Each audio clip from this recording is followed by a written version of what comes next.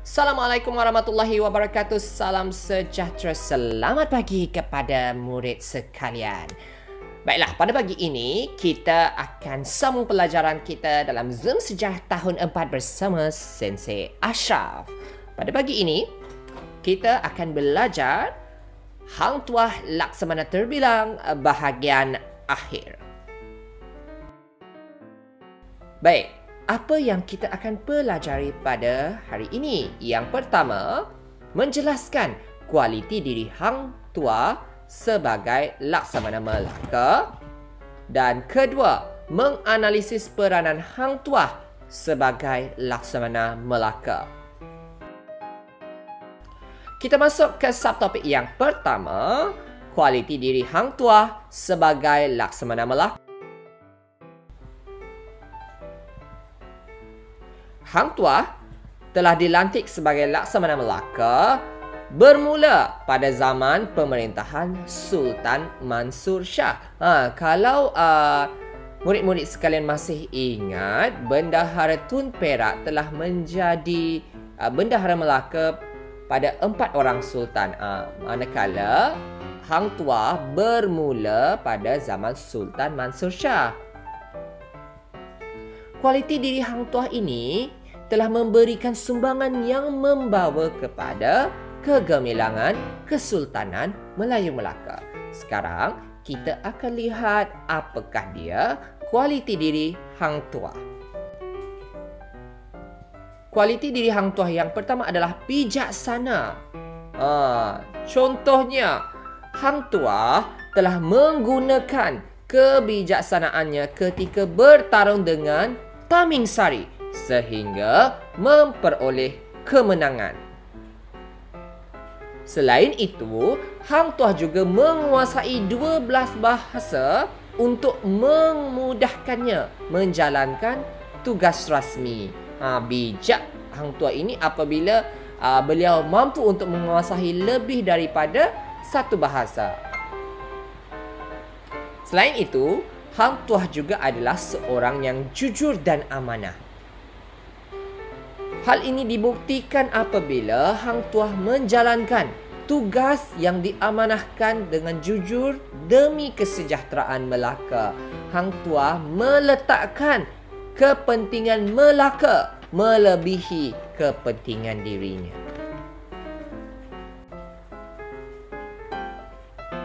Seterusnya, bertanggungjawab.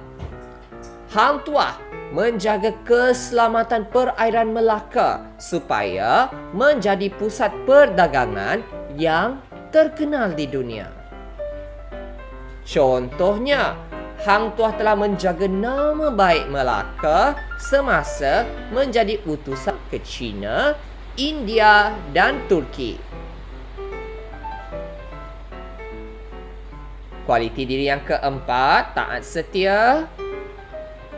Hang Tuah mentaati perintah Sultan. Sebagai seorang Laksamana Melaka, Hang Tuah tidak pernah mengingkari arahan-arahan daripada Sultan Melaka. Hang Tuah juga seorang yang berani. Buktinya, menyelamatkan Bendahara Tun Perak daripada orang mengamuk. Ingat tak peristiwa amukan, peristiwa amuk yang telah mengancam nyawa Bendahara Tun Perak. Hang Tuah juga telah berjaya mengalahkan orang upahan Majapahit yang telah dihantar oleh Perdana Menteri Majapahit, iaitu Patih Gajah Mada. Selain itu, Hang Tuah juga berkemahiran dalam ilmu persilatan. Hang Tuah mahir dalam ilmu persilatan kerana beliau mempelajari ilmu persilatan daripada gurunya, iaitu Aryaputera. Selain daripada Hang Tuah, sahabat-sahabatnya juga mempelajari dan mahir dengan ilmu persilatan. Kita masuk ke subtopik yang kedua, peranan Hang Tuah sebagai Laksamana Melaka. Peranan yang pertama adalah setia kepada Sultan. Kita berpantun sekejap. Waktu siang, terbang sang helang, meredah lembah, merentas hutan. Laksamana hang tuah, pahlawan terbilang, taat setia kepada Sultan. Maksudnya di sini, hang tuah menumpahkan tak setia yang tidak berbelah bahagi kepada Sultan Melaka. Peranan yang kedua, sebagai Ketua Angkatan Laut. Dengar ya pantunnya. Burung pipit terbang berkawan di dalam taman. Musuh durjana habis dilawan. Amanlah negeri sepanjang zaman. Maksudnya di sini, sebagai seorang Ketua Angkatan Laut, hang tuah memelihara keamanan Melaka dengan memastikan musuh-musuh yang hendak menyerang Melaka ditewaskan.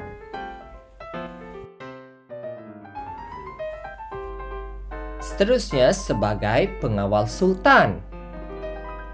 Cantiknya cincin berbelah rotan, buat meminang darah jelita, setia menjaga paduka Sultan, tanah jajahan luas merata. Maksudnya, hang tuah sentiasa berada di sisi Sultan bagi menjaga kebajikan dan keselamatan Sultan Melaka.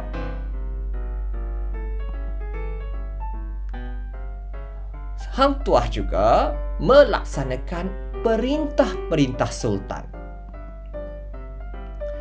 Tiung hinggap di dahan patah, melihat kerbau di dalam bendang, apa dititah, tidak dibantah, meminang si putri di Gunung Ledang.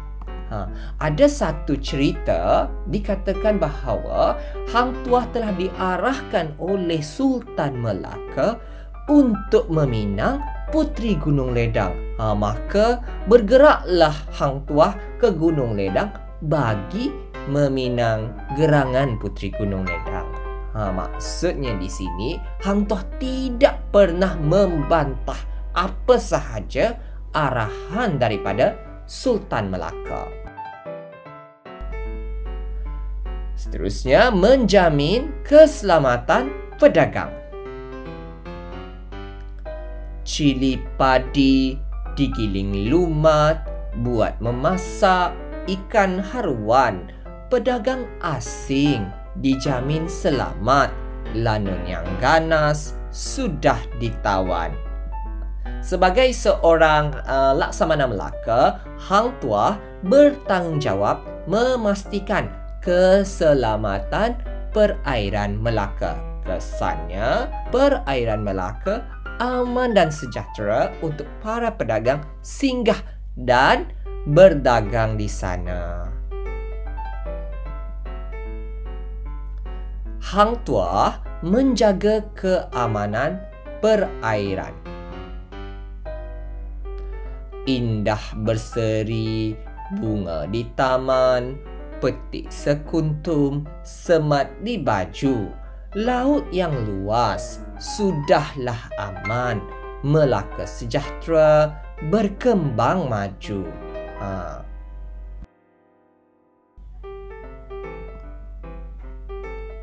Seterusnya adalah Tun Teja. Kenapa dengan Tun Teja? Dengarkan pantun Sensei. Tun Teja sudah percaya di sang ketua yang jatuh cinta. Teja dibawa ke dalam bahtera, rupanya Teja untuk si raja. Hang tuah pernah meminang Tun Teja untuk Sultan Melaka. Hang tuah melawan Taming Sari. Dua pendekar beradu tenaga, pahlawan Melaka, pahlawan Betara. Akhirnya tewas pendekar Jawa, Hang Tuah berjaya mendapat kerisnya. Salah satu orang kata keris yang legenda adalah keris Taming Sari. Hang Tuah berjaya merampas keris Taming Sari daripada tuannya, Taming Sari, sewaktu bertarung dengan Taming Sari. Rombongan ke China. Hang Tuah bijak orangnya, dalam diam berfikirlah dia. Akhirnya melihat wajah Maharaja, kangkung dimasak, dipotong tiada. Ini adalah salah satu peristiwa yang mana Hang Tuah telah berjaya melihat wajah Maharaja Cina yang tidak pernah dilihat oleh orang asing yang lain. Ini berkat daripada kebijaksanaan Laksamana Hang Tuah. Sebagai kesimpulannya, Hang Tuah telah memainkan peranan penting sebagai Laksamana pada zaman Kesultanan Melayu Melaka. Ketokohan dan kualiti Hang Tuah membantu beliau mengatasi sebarang halangan. Hebat rupanya Laksamana Hang Tuah ini. Murid-murid, sampai berjumpa lagi. Jaga diri, jaga kesihatan. Bye.